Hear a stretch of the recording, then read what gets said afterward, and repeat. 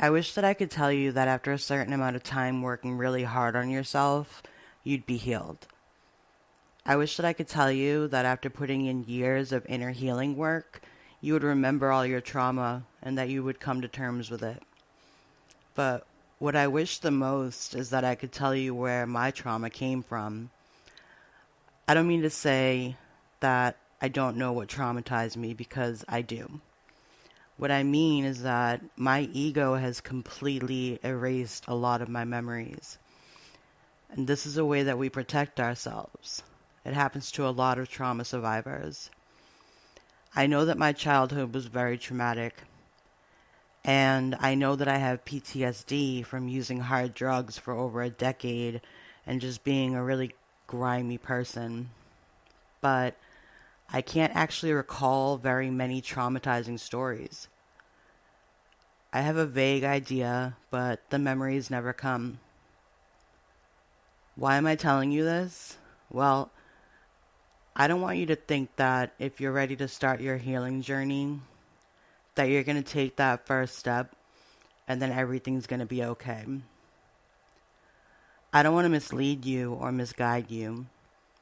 I want you to be prepared for what's to come because inner healing never ends. There are many practices like inner child healing and shadow work that help you to get these feelings and these traumatizing situations to resurface so that you can learn how to cope with them. For some of us, that's not enough because some of us have deep-seated trauma that's hidden in our subconscious. And these practices are not necessarily enough on their own. I've been doing inner child healing and shadow work practices for over a decade. And there are still parts of my life that I simply can't remember. Healing is a lifelong journey, and it takes a lifetime to heal.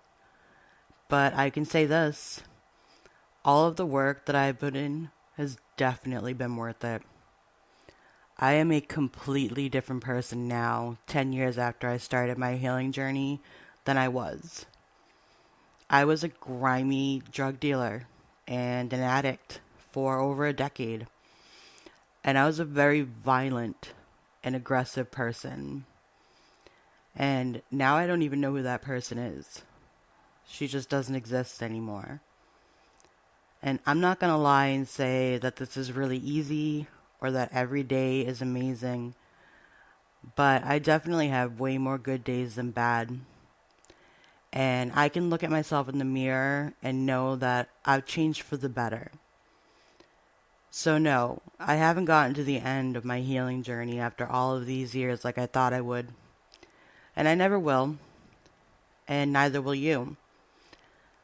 But I promise you, if you do take that first step, you'll never regret it.